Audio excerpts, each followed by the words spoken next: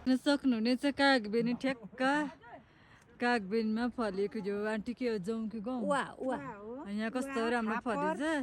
अनि हामी चाहिँ अहिले ठ्याक्क श्राद्ध गर्नको लागि भोलि बिहानको लागि अहिले खोलामा जाँदैछौँ। खोला चाहिँ अलिक तल छ, बाटो कस्तो अप्ठ्यारो रहेछ ल।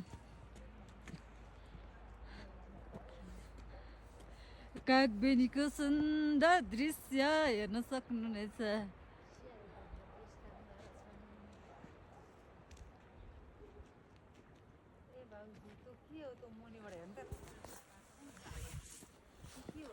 पानी परेर आमामा पानी परेर जाडो छ।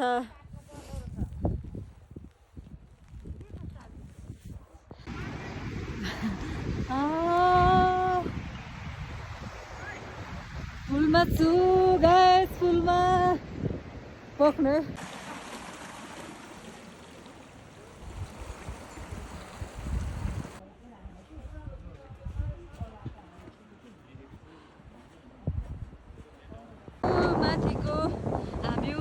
माथिको डाँडाबाट हेर्दै भोलिको लागि यहाँ औरा आइसक्यौँ मम्मी।